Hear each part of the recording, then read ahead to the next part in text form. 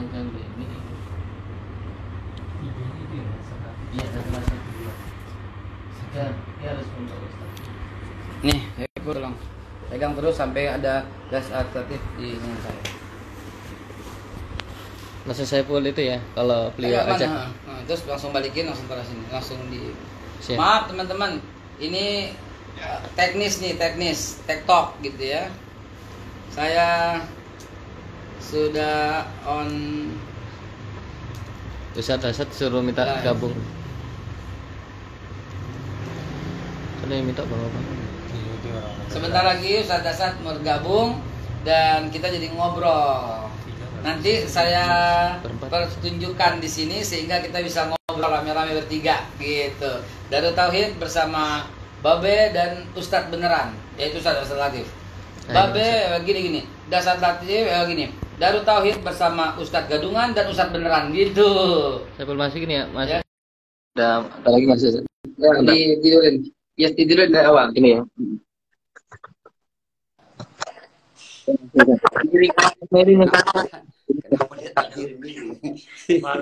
Aja Allah Tuhan dulu. Nih. Ya. Assalamualaikum, Bib. Baik, Bib. Masya Allah. Waalaikumsalam. Wis. Sudah mulai kah ini? Sudah. Sudah 1180. Oke. Baik Tuan Guru, Masya Allah. Ini didengar oleh bergabung udah dengan Darut Tauhid. Oke. Dengan Darut Tauhid sekarang. Kalau makin banyak yang gabung, saya jadi tidak percaya diri. Bereng-bereng, makin Belanda kita. Mati Belanda. Teman-teman, ini saya dari Darut Tauhid. Selamat bergabung, Ustaz Dasat Latif sedang bergabung bersama kita. Lagi di switching nanti supaya bisa masuk. Ini kalau di sini bisa nggak masuk IG live? Nggak bisa. Bisa. Gimana caranya? Oh, IG-nya IG ini. Nah, ini IG kopi. Iya, Bapak lihat punya, Bang. Bapak klikin. Begini. Oke. Nah, coba. Live. Waduh, semakin live ini. Masya Allah. Baik. Sahabat-sahabat dari Tauhid. Sekarang kita tanya guru kita ambil ilmunya yang sangat berharga. Kita ambil ya. Kita ambil pertanyaan pertama. Biar teman-teman di Tauhid juga mendengar. Saya mau bertanya kepada guru. Ya, ini double Bang.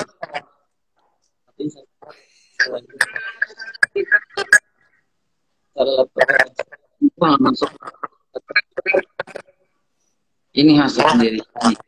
Oke, Tuan Guru, saya mau bertanya kepada Tuan Guru, di masa corona ini ada yang jatuh bangkrut, tapi tidak sedikit yang malah kaya.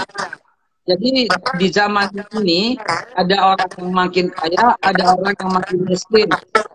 Ada orang, ya, bagaimana kita menyikapi agar ini tetap dalam kondisi husnuzon kepada Allah, dan bagaimana Quran menjelaskan ini, Tuan Guru? Silakan. Terima kasih. Assalamualaikum warahmatullahi wabarakatuh. Alhamdulillahirabbil alamin wa bihi nasta'inu ala umurid dunya waddin. Asyhadu an la ilaha illallah wa asyhadu anna Muhammadan abduhu wa rasuluh. Allahumma salli ala sayyidina Muhammad wa ala alihi wa sahbihi ajma'in. Amma ba'd. Ibu bapak, saudara-saudara sekalian, teristimewa yang sangat saya muliakan, Tuan Guru saya, Bapak Habib Haikal Hasan, Babe, yang insya Allah dimuliakan dan dirahmati oleh Allah Subhanahu wa Ta'ala. Pertama sekali kita bersyukur sebab kita bisa ceramah di rumah. Berapa banyak orang yang dirumahkan, akhirnya tidak punya pekerjaan. Alhamdulillah kita pasti punya pekerjaan. Ustadz, kita ini tidak punya pekerjaan lagi. Nah, Anda bekerja bertahun-tahun, baru sebulan dirumahkan. Lebih lama kita berbahagia daripada susahnya. Percayalah, kesusahan di dunia tidak ada artinya ketimbang kesusahan di akhirat. Kalau kita sengsara di akhirat, tidak ada jam istirahat. Kalau kita di dunia, tidak mungkin ada orang dari bangun sampai tidur menderita terus. Pasti ada senyum-senyumnya. Lihat babi Haikal, pasti bisa senyum. Ya, tapi ketika sudah masuk di neraka, senang tidak senang, tinggal kamu di situ. Tidak boleh kau keluar-keluar. Ya, alhamdulillah kita ada kesyukuran, kita masih ada di rumah. Bersyukurnya lagi karena kita diberi cobaan ini wabah. Coba bayangkan, tidak semua manusia diberikan wabah ini. Kata Nabi, tidak ada yang sia-sia bagi umat saya. Dia menderita kalau dia bersabar, jadi amal. Dia kaya kalau dia bersyukur, dia dapat amal. Jadi tidak ada yang mustahil, tidak ada yang sia-sia buat kita umat Islam. Bersyukurlah karena kita punya semua bisa jadi bahagia. Nah, fokus kepada pertanyaan guru kita. Ini pertanyaan agak berat saya jawab sebab nyerempet sedikit.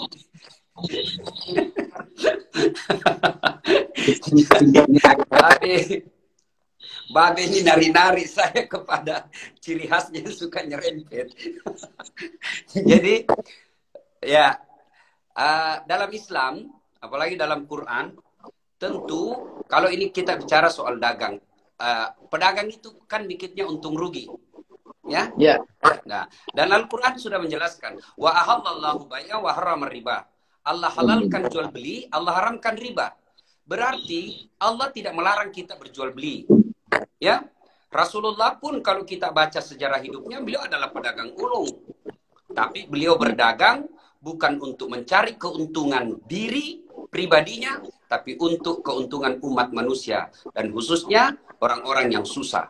Nah, sekarang kecenderungan seperti yang ditanyakan bukan sebenarnya bertanya ini Babe, dia mancing saya. Ya. Ya, betul kan? Jadi nah, sebenarnya memang saya juga bingung lihat negara kita ini. Bingung melihat. Sudah banyak orang miskin menderita dengan kasus ini, ternyata ada orang yang malah menjadikan ini peluang untuk membuat kaya dirinya sendiri. Ya, yang pasti dengan wabah ini, orang yang bergerak di bidang-bidang kesehatan, kaya mendadak dia. Apotik, klinik, ya, yang seputar kesehatan lah. Ya, yang ngambil lagi keuntungan ini, ya, Masya Allah. Bayangkan itu sembako, yang dibagi berjuta-juta, satu paket 600.000. Maka ada orang yang kaya mendadak karena dapat proyek sembako. Saya kan, ya, ada mie rebusnya, jelas penjual mie-nya sudah dapat. Ada kecapnya, jelas penjual kecap sudah dapat. Ya, ada minyaknya, jelas penjual minyak sudah dapat. Ya, nah, apa Allah melarang ini? Apa Allah melarang kita berbisnis seperti ini? Tentu tidak. Yang Allah larang adalah apabila kita menikmati penderitaan orang lain. Menikmati penderitaan orang lain. Ini kalau tinjauan Al-Quran. Kalau tinjauan kita sebagai bangsa Republik Indonesia yang mengklaim dirinya sebagai saya Pancasila, saya NKRI, mestinya kita pegang teguh itu persatuan Indonesia dan keadilan sosial bagi seluruh rakyat Indonesia. Saya ulang, keadilan sosial bagi seluruh rakyat Indonesia. Nah, maka semestinya wabah ini saatnya lah orang-orang kaya untuk berderma. Ya, saya ketika diundang ceramah Pak Yusuf Kalla di Kadin, berkumpul orang-orang kaya yang kekayaannya tak ketulungan, saya bilang begini, selama ini Bapak berbisnis di Indonesia dengan segala kemudahan yang belum tentu Bapak dapat di luar negeri. Nah, saatnya lah negara mengundang untuk bersedekah dan membantu orang-orang susah. Andai saja orang-orang Islam yang ada di Republik Indonesia ini mengeluarkan zakatnya 2,5% dari sekian banyak orang kaya, insya Allah orang yang terdampak dengan COVID-19 ini bisa tertangani dengan penuh kemanusiaan. Yang menyedihkan, saya punya angka, Tuan Guru. Saya punya angka bahwa jumlah orang miskin di Indonesia karena COVID ini menjadi kurang lebih 40 juta. Tetapi kita punya Indonesia yang tidak miskin itu 220 juta. Nah, 220 juta ini tidak mampu membantu saudaranya yang 40 juta. Padahal satu bantu satu, seperti yang contoh Rasulullah lakukan ketika hijrah dari Mekah ke Madinah. Betul. Satu bantu satu, selesai. Pertanyaannya, kemana 220 juta rakyat ini untuk membantu yang 40 juta? Berharap kepada pemerintah seperti katak merindukan bulan. Mati Belanda. Beleng-beleng jangan libatkan saya, Bib. jadi ya jadi Allah tidak melarang kita berniaga, tapi yang Allah larang adalah masuk kategori kelompok at-takazur, berlomba-lomba memperkaya diri, lalu enggan membayar zakat dan enggan membantu sesamanya, membiarkan fakir miskin terlantar. Anda yang rajin puasa, full puasanya selama Ramadan, tahajud tiap malam, 10 malam terakhir itikaf, 2 kali khatam selama Ramadan, tapi membiarkan tetangga fakir miskin, mengetahui sopirnya susah, mengetahui pembantunya susah, dan dia malah tidak peduli sama sekali. Ingat, Anda dicap oleh Allah sebagai pendusta agama. Ara'aital ladzi yukadzibu biddin. Tahukah kamu pendusta agama? Mereka yang menghardik anak yatim piatu dan membiarkan fakir miskin terlantar. Jangan heran, Anda susah bahagia dalam rumah tangga. Anda susah menemukan kebahagiaan dalam rumah tangga. Salah satu sebabnya, Anda menghardik anak yatim yang ada di rumah Anda. Anda menghina fakir miskin yang Anda titipkan dalam rumah Anda. Itulah penyebabnya Anda dicap oleh Allah pendusta agama. At-takasur, berlomba-lomba, invest ini, invest ini, invest ini. Malah na'udzubillah min zalik, ada orang yang memeras fakir miskin di orang seperti ini. Karena miskin kasihan, tidak punya dana, tidak punya duit, akhirnya dia gadaikan rumahnya. Oke lah Bapak mau kasih saya dana berapa, ini sertifikat rumah saya. Diambillah sertifikatnya, akhirnya bunga berbunga. Dia tahu ini fakir miskin, dia ambil rumahnya orang secara batil. Meskipun secara fakta hukum dia namanya digadaikan, tapi Anda tidak memberikan pilihan kepada fakir miskin, demi Allah. Meskipun Anda rajin sampai hitam jidat, tapi membiarkan fakir miskin terlantar, menghardik anak yatim piatu, Anda termasuk pendusta agama. Masya Allah, Tuan Guru, saya mau minta izin, saya rekam kata-kata Tuan Guru, akan saya siarkan melalui Facebook, Twitter, Instagram, semua. Karena semua orang harus mendengar kata-kata baik ini. Poin kedua sekarang, masuk pertanyaan kedua. Pertanyaan kedua, banyak dai yang menjelaskan wabah ini kutukan. Ada yang mengatakan jangan takut dengan wabah ini. Takutlah pada Allah. Tetaplah ke masjid, tetaplah sholat. Nah, bagaimana nih ulama menjelaskan hal ini, Tuan Guru? Bib, selalu saya sampaikan, beribadah dan beragama itu tidak boleh baper. Tidak boleh bawa perasaan. Ya, ayat pertama turun tidak mengatakan jagalah perasaanmu. Tidak. Tapi apa yang Allah perintah? Iqra. Baca. Ini berarti bahwa beribadah harus dengan ilmu. Beragama, pintu masuknya dengan ilmu. Kalau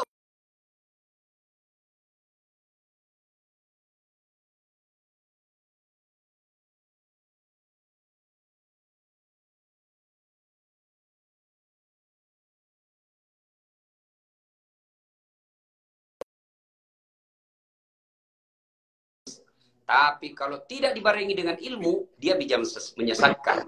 Gira beragamanya baik.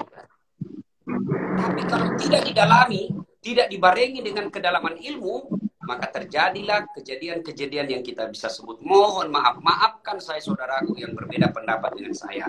Seperti yang kita lihat, ada teman-teman kita yang ngotot tetap untuk datang ke sebuah perhimpunan, tablik, lalu pulang dari itu, ratusan yang terkonfirmasi positif, dan ada yang menyebarkan kepada keluarganya. Tentu Ya Allah. agama seperti ini karena tidak dibarengi dengan ilmu, akhirnya bisa mengancam keselamatan jiwa. Maka ke masjid memang harus, itu suatu kemuliaan ketika kondisinya normal. Tapi ketika kondisi tidak normal seperti sekarang, tentu insya Allah fungsi-fungsi masjid bisa dilakukan di rumah. Zikir bisa dilakukan di rumah. Jamaah bisa dilakukan di rumah. Malah lebih enak lagi di rumah. Kita bisa jamaah dengan istri, kita bisa jamaah dengan anak. Cuma bapak-bapak yang terlanjur cuma sedikit hafalannya, ya karena 1 bulan ini bapak berjamaah di rumah, nanti anak hafal, weh. Bacanya bapakku cuma kul-kul. Kejadian sama saya. Ya. Kejadian sama saya. Waktu terawih 20 dimulai dari al-hakumut takasur dengan kulhu, lalu wal asri dengan kulhu. Saya jarang baca wailul. Begitu baca narullahil muqaddah, saya baca narullahil muqaddah. Anak saya narullahil muqaddah, narullah.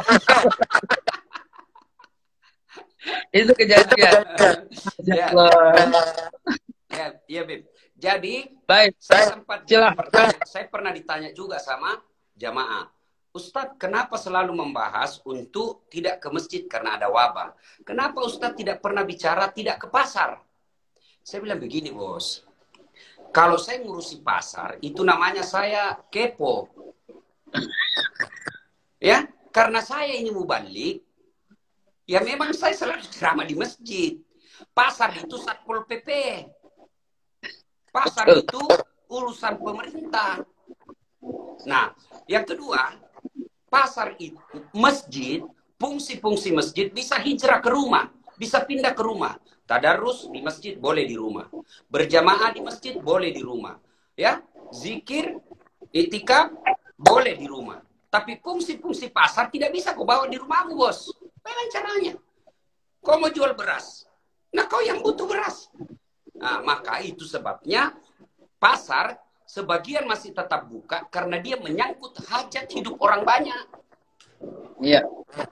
Jadi kita perlu makan, kita perlu mengkonsumsi barang yang dibutuhkan.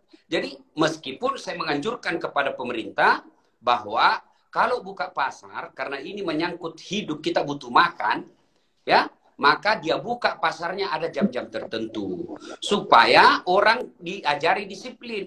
Misalnya kalau di kampung saya 2 kali aja sepekan, Kamis, Ahad, ya, supaya mereka tahu bahwa hari Kamis pasar, jadi mereka membeli untuk 4 hari ke depan atau untuk 1 minggu ke depan. Kalau dia tiap hari, ya namanya tiap hari peluang tertular lebih besar ketimbang sekali sepekan.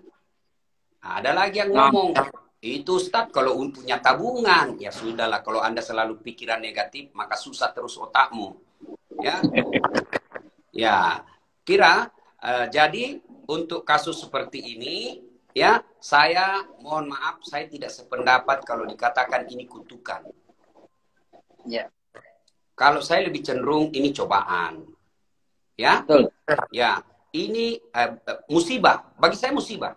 Ya, mohon maaf. Saya ulang, ini bukan kutukan tapi musibah. Ada juga mengatakan bahwa ini tentara-tentara Allah. Saya juga tidak sependapat. Boleh mereka mengatakan tentara Allah, tapi saya tidak sependapat. Kalau dikatakan tentara Allah, berarti kalau saya kena COVID, tidak bakal sembuh. Kenapa? Tentara Allah tidak ada yang bisa mengalahkan. Tidak ada yang bisa mengalahkan tentara Allah. Tapi buktinya berapa banyak yang sembuh. Ya, logika saya begitu. Kedua, Ya.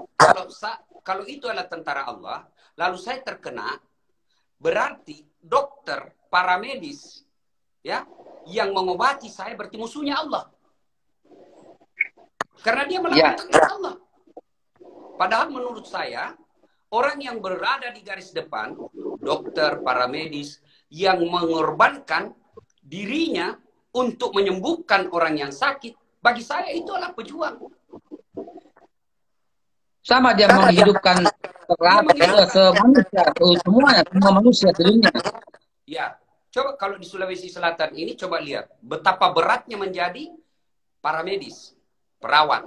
Perawat yang begitu sudah bersentuhan dengan pasien positif, maka dia diisolasi selama 14 hari. Coba, meskipun dia di Makassar, tapi dia tidak boleh kembali ke rumahnya selama 14 hari. Nah, masa orang yang sudah berkorban untuk orang lain, ya, menahan perasaan rindu untuk ketemu orang keluarganya, masa itu diangkat, dicap sebagai musuh Allah karena dia melawan tentara Allah.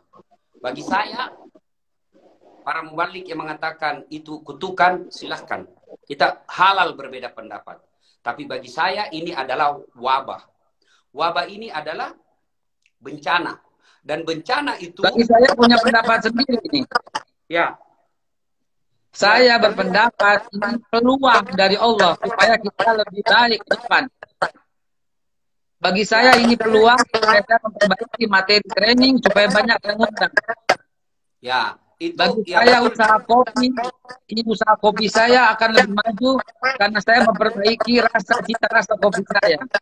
ya. Bagi gerobak dorong saya, gerobak dorong ini peluang untuk memperbaiki kacanya, memperbaiki catnya. Jadi ini buat saya opportunity, peluang dari Allah supaya memperbaiki sikap, memperbaiki dagang, memperbaiki rasa, dan memperbaiki semuanya. Saya katakan itu pada teman-teman. Jadi COVID ini Masya Allah berkah bagi saya karena saya bisa berjumpa terus dengan keluarga, saya bisa memperbaiki dagangan, saya bisa memperbaiki cat, saya bisa memperbaiki materi training, materi pelatihan. Karena itu saya bersyukur kepada Allah dengan hadirnya ini, tapi sekaligus peluang juga untuk berbagi. Jadi selama ini tetangga-tetangga jadi saling kenal karena keliling semua. Biasanya saya kenal rumahnya, sekarang saya kenal rumah, semua rumah saya kenal karena saya mau sembako untuk rumah-rumah mereka. Ya, ini Bib saya kira ilmu manajemen kolbu dari guru kita A'agim. Ya, beliau yang selalu saya pegang ilmu beliau itu cari 1000 alasan untuk berbaik sangka. Cari 1000 alasan untuk berbaik sangka. Ini disebut sangka baik. Dan orang yang selalu bersangka baik, selalu mengambil peluang. Nah, saya istilahkan kalau itu, Bib, ini wabah, ibarat dia TV, menayangkan dua sisi. Sisi positif, sisi negatif. Sisi negatif, kita kita di PHK, kemudian kita di rumah saja. Sisi negatifnya, ya. Kita bangkrut, nggak boleh kemana-mana. Itu sisi negatifnya. Maka otaknya pasti cemas. Kita di rumah kan Ustaz. Kita keluar ada wabah. Kita di rumah ada istri yang suka ngomel. Ngomel aja kerjanya.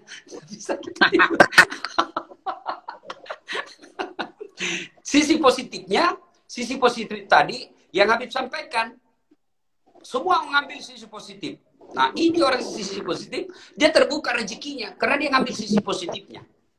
Nah, bagi saya wabah. Wabah ini adalah musibah. Dan musibah itu menurut guru kita almarhum Zainuddin Amsyad, wabah itu, musibah itu terkategori 3 kategori. Yang pertama, dia adalah ujian.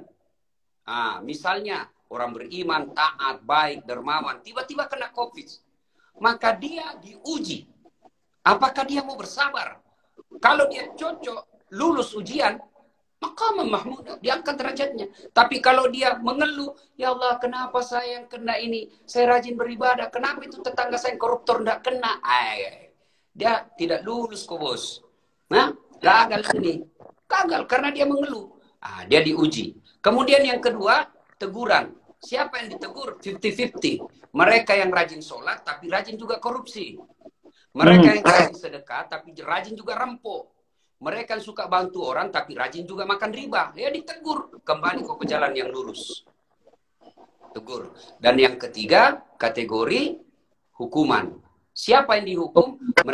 Mereka yang durjana. Mereka pembuat maksiat. Ya, pura-pura alim, tapi hatinya busuk.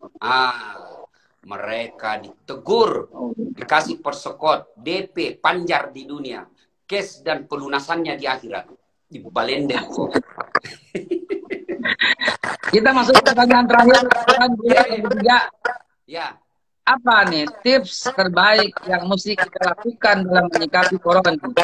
tipsnya yang terbaik supaya kita bisa pegang terus sampai kita kuat sampai akhir Ramadan. Bahkan bila ini diperpanjang, kita tetap kuat menghadapi corona yang tidak kelihatan tapi menyesakkan dada ini. Mohon tipsnya guru bagi ibu rumah tangga, bagi pengusaha, bagi karyawan begitu.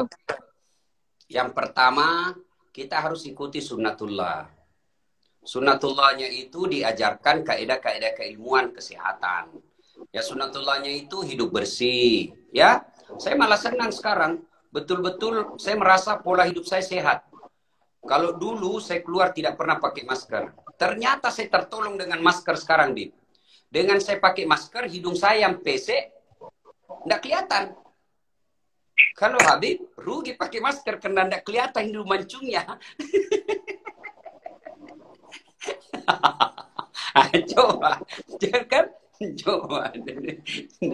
Jadi karena kita selalu pakai masker, terpelihara kita dari polusi udara. Coba yang Topi Palestina, masker Palestina. Saya kira anu, Bib, apa itu yang selalu dipakai ibu-ibu kecil apa? Cikome apa? Yang pembersih-bersih. Serbet. Ya, ini BH itu sebelah. Ini sebelah ini. Mati Belanda. Ini dua, tadinya dua, saya pun satu. Jadi sekarang dia cuma satu, pakai buat guru. Biar gampang nyusunya. Jadi, ya, kita ikuti sunnatullahnya. Cuci tangan, jaga jarak, ya. Kemudian jaga imun. Nah, jaga imun ini jangan terlalu banyak begadang. Begadang jangan begadang kalau tiada artinya. Begadang boleh saja kalau ada perlunya. Kalau terlalu banyak begadang, muta pucat karena darah berkurang. Bila sering kena angin malam, segala penyakit akan mudah datang. Nah, coba, Omai Rama sudah tahu. Dengan segala begadang, segala macam penyakit mudah akan datang. Alhamdulillah dengan sekarang, kita terhindar dengan hal-hal seperti itu. Ya, Alhamdulillah. Gaya hidup kita, pola hidup kita ikuti sunnatullah itu, kita ikuti, ya. Nah, Masya Allah. Ya, berikutnya apalagi yang kita lakukan adalah dengan cara mengikuti anjuran agama, ya. Anjuran agama yang kita ikuti, ya. Coba anjuran agama yang kita ikuti mencegah musibah itu sedekah. Nabi sudah jelas, Al-Quran pun sudah terang benderang. Kalian ingin tertolak dari bencana, mau panjang umurmu, as-sadaqatu, bersedekahlah. Gimana kita mau bersedekah, Ustaz? Kita tidak punya duit. Sedekah tidak selalu materi. Sedekah dengan membahagiakan orang. Maka prinsip saya dakwah, Bib, meskipun saya dikatakan banyak juga yang mengatakan saya Ustadz stand up comedy, tapi saya tidak jadi masalah, ya.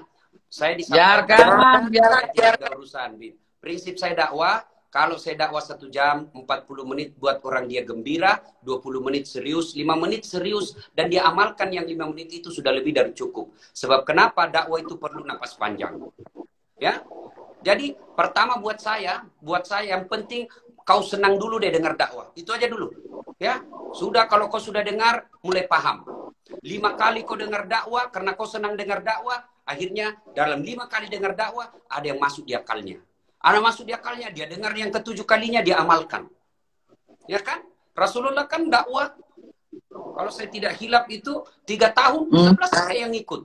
3 tahun, 11 saja yang ikut. Nah, maka metode dakwah buat saya, buat dia gembira. Ya, meskipun saya dicap stand up comedy, tidak apa-apa. Ya, buat saya gembira. Dan alhamdulillah, saya dibilang keras, dibilang susah, politik, dibilang apapun, saya tidak peduli. Kepada orang-orang seperti itu, saya cukup menggunakan kacamata saya katakan bye-bye, adios, wassalam.